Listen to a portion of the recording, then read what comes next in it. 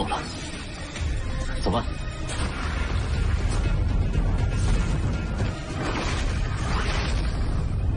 初见本就结实，恒星级一阶的精彩。再派馆主和雷神。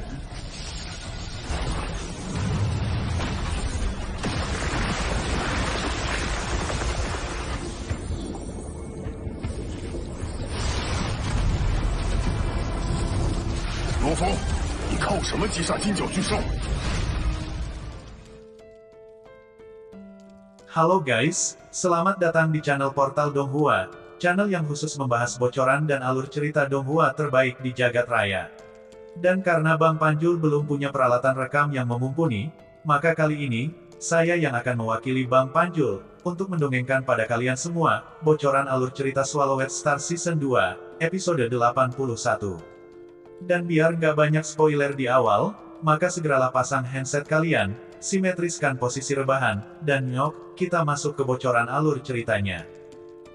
Yang dimana pada cuplikan episode 80, kita sudah menyaksikan, pertarungan epik antara sang MC melawan monster Kaisar Agung, yang memiliki kemampuan penyembuhan yang sangat cepat, bahkan, ketiga pengawal Hong pun tak mampu untuk melawan monster tentakel berukuran besar itu.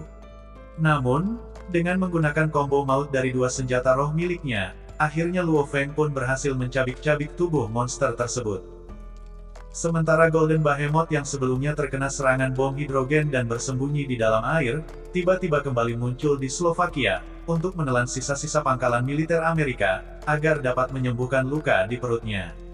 Luo Feng yang mendapat informasi tentang kemunculan monster yang merupakan ancaman terbesar umat manusia, dia pun langsung mendesak Babata agar secepatnya memperbaiki meriam laser yang mereka ambil dari reruntuhan kuno puing ke-12.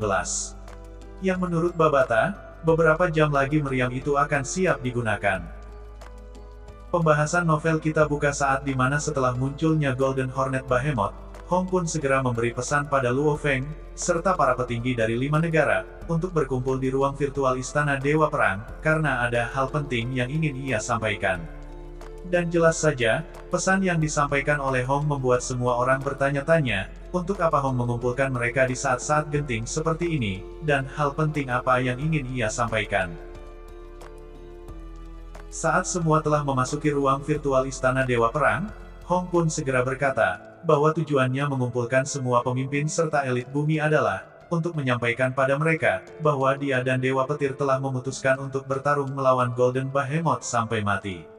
Karena bagaimanapun, Golden Behemoth adalah binatang dari luar angkasa, yang memiliki kecepatan evolusi yang sangat cepat, dan jika tidak membunuhnya sekarang, maka kedepannya umat manusia tidak akan memiliki kesempatan.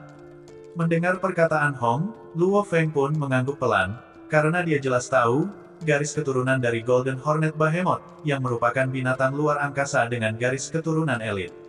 Yang dimana jika sudah dewasa, tingkat kekuatan monster itu akan mencapai tingkatan Tuan Sektor, dan akan sangat mustahil bagi manusia bumi untuk membunuhnya.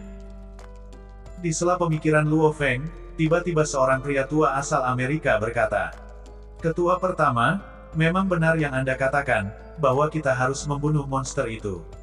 Tapi, dengan apa kita akan membunuhnya, yang bahkan meriam laser serta jutaan ton bom hidrogen tidak bisa membunuh monster itu, dan akan sangat tidak sepadan, jika kedua ketua harus bertarung melawan Golden Hornet Behemoth. Karena bagaimanapun, di masa mendatang kami semua masih mengandalkan kedua ketua untuk memimpin kami." Mendengar ucapan si Patua, para perwakilan lain pun menggelengkan kepala, karena jika Hong dan Dewa Petir sampai mati dalam pertempuran itu, maka siapa lagi yang bisa diandalkan untuk mengatur para Dewa Perang, serta mengamankan bumi. Mendengar kata-kata dari si Patua, Hong pun berdiri dan berkata, "Jika monster itu tidak segera dimusnahkan, maka tidak akan ada lagi masa depan, karena ketika monster itu mencapai tingkatan alam semesta, maka tidak akan ada satupun tempat untuk kita bersembunyi," ucap Hong, yang bergema di ruang Istana Dewa Perang. Dan kata-kata itu, membuat beberapa pemimpin sampai menitikkan air mata.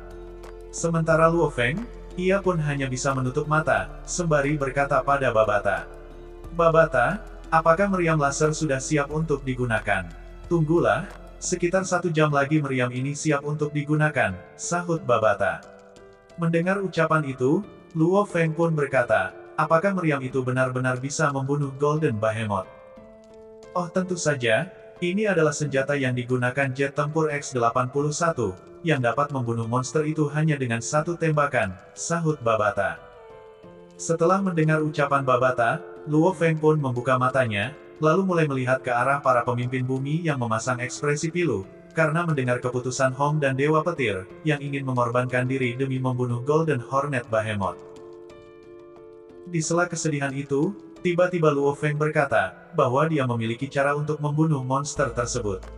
Dan tentu saja, mendengar ucapan dari Luo Feng yang masih dianggap bocah, seketika semua orang terdiam dan melihat ke arahnya, dengan tatapan penuh keraguan, karena Hong dan Dewa Petir yang merupakan pejuang dengan domainnya sendiri, tidak berani mengatakan bahwa mereka memiliki cara untuk membunuh Golden Hornet Behemoth, dan hanya bisa bertarung sampai mati, serta mempertaruhkan segalanya. Setelah mendengar ucapan Luo Feng, beberapa pemimpin negara pun saling menoleh dan berdiskusi, hingga menyebabkan keributan di dalam istana Dewa Perang. Di saat yang sama, Hong, Dewa Petir, Jia Yi, segera berkata dengan pelan pada Luo Feng. Luo Feng, apa yang barusan kamu katakan? Ucap Jia Yi dengan suara gemetar dan cemas. Sesaat setelahnya, beberapa para petinggi negara pun mulai melontarkan pertanyaan, namun seolah mengejek pada Luo Feng. Luo Feng, apakah kamu punya jaminan dengan kata-katamu itu, dan apa yang akan kamu gunakan untuk membunuh Golden Hornet Behemoth? Ataukah ini hanya gertakanmu saja? Teriak para petinggi dari berbagai negara, hingga membuat kebisingan di dalam istana Dewa Perang. Mendengar kebisingan itu, Hong pun dengan tegas menyuruh semuanya untuk diam, lalu mulai bertanya pada Luo Feng. Luo Feng, apa yang akan kamu gunakan untuk membunuh Golden Hornet Behemoth, dan jangan katakan bahwa kamu ingin bertarung dengannya. Lihatlah, ruang pertemuan ini berisikan para ahli serta orang terkemuka di seluruh dunia, dan apakah kamu punya jaminan untuk mempertanggungjawabkan ucapanmu tadi, ucap Hong dengan pelan. Setelah mendengar ucapan Hong, Luo Feng pun sedikit menarik nafas lalu berkata, ketika Golden Hornet Behemoth muncul, aku berpikir, mungkin di dalam reruntuhan kuno ada beberapa senjata yang bisa digunakan untuk menyelamatkan dunia. Namun kebanyakan dari reruntuhan itu telah dieksplor oleh beberapa negara, dan tinggal tersisa 3 reruntuhan dengan tingkat bahaya yang sangat tinggi, ucap Luo Feng, yang lagi-lagi membuat orang-orang seketika terkejut. Karena mereka semua jelas tahu, bahwa 3 reruntuhan dengan tingkat bahaya yang tinggi adalah reruntuhan kuno nomor 1, 12 dan 31. Mendengar ucapan Luo Feng, Hong pun lantas bertanya, Luo Feng, reruntuhan nomor berapa yang telah kamu masuki? Reruntuhan nomor 12, yang merupakan sebuah kapal hitam, dengan pintu masuk yang dilindungi jalur laser aktif. Di dalam kapal itu aku menemukan beberapa senjata yang telah rusak, dan hanya tersisa 1 meriam laser, yang rusaknya tidak seberapa parah dan masih bisa diperbaiki. Di dalam kapal itu, aku pun menemukan beberapa robot, dan saat ini sedang dalam proses perbaikan, ucap Luo Feng. Nah, dalam plot ini seharusnya Hong dan para petinggi lain mempertanyakan, siapa orang yang memperbaiki meriam laser serta robot yang ditemukan oleh Luo Feng, karena bagaimanapun meriam laser adalah senjata terkuat di bumi, dan hanya bisa dibuat oleh beberapa peneliti di Amerika. Oke, kita lanjut ke pembahasan utama. Mendengar kata meriam laser, beberapa orang pun mulai melihat Luo Feng dengan tatapan sinis dan curiga, karena dalam pertempuran sebelumnya mereka semua sudah melihat, bahkan meriam laser terkuat di bumi pun tak mampu menggores kulit si Golden Hornet Behemoth. Di sela itu terlihat, seorang pria tua berkulit putih, yang kita sebut saja Tuan Bruce, berdiri lalu berkata pada Luo Feng, lebih baik jangan berbicara jika tidak tahu apa-apa tentang meriam laser, ucap Tuan Bruce, yang merupakan seorang peneliti, yang telah lama meneliti meriam laser, membuat Luo Feng sedikit terguncang. Di saat yang sama Babata berkata, Luo Feng, katakan padanya, meriam laser yang kita temukan adalah meriam laser kelas B6, ucap Babata, yang langsung dikatakan oleh Luo Feng, bahwa meriam laser yang ia maksud adalah meriam laser kelas B6. Dan spontan, ucapan Luo Feng membuat si Pak Tua Bruce terkejut, namun dengan ekspresi bahagia. Ya dewa, umat manusia telah diselamatkan, ucap Tuan Bruce, membuat semua orang bertanya-tanya tentang meriam laser kelas B6, dan sekuat apakah meriam laser itu. Mendengar perkataan dari para petinggi serta elit bumi, yang mempertanyakan kekuatan meriam laser, si Patua Bruce pun berkata, bahwa sudah sejak lama ia dan kelompoknya mempelajari dan meneliti meriam laser yang ditemukan di dalam reruntuhan kuno. Dan dalam penelitian itu, mereka mendapatkan beberapa informasi, bahwa di alam semesta, meriam laser dibagi dalam beberapa tingkatan, yaitu tingkatan A, B dan C. Yang masing-masing tingkatan, terbagi dalam 9 kelas. Misalnya meriam laser A1, yang dapat membunuh seorang pejuang di tingkat penjelajah bintang level 1. Sedangkan meriam laser A9, dapat membunuh seorang penjelajah bintang level 9. Dan untuk meriam laser kelas B6 seperti yang ditemukan oleh Luo Feng, dapat membunuh seorang pejuang tingkat bintang level 6. Dan menurut beberapa informasi yang kami temukan, meriam kelas ini merupakan sesuatu yang berharga di alam semesta, yang hanya dipakai pada kapal-kapal tertentu, bahkan di armada antar bintang pun, meriam jenis ini sangat jarang ditemukan, ucap si Patua Bruce, yang dalam sekejap, membuat semua orang di ruang Istana Dewa Perang bersorak bahagia, karena menemukan harapan baru. Luo Feng, terima kasih, ucap Hong sambil tersenyum. Ya kepala, sahut Luo Feng, yang saat itu sebenarnya ingin kembali berkata, namun segera dipotong oleh Hong. Luo Feng, kamu tidak perlu memanggilku kepala, jika kamu benar-benar menghormatiku, maka panggillah aku dengan sebutan kakak, sama seperti Dewa Petir, ucap Hong, yang di lubuk hatinya sangat berterima kasih pada Luo Feng. Karena bagaimanapun, jika pertarungannya benar-benar terjadi, ia memiliki peluang yang sangat kecil untuk menang. Ya kakak Hong, aku mengerti, kata Luo Feng, membuat Hong makin terlihat bahagia.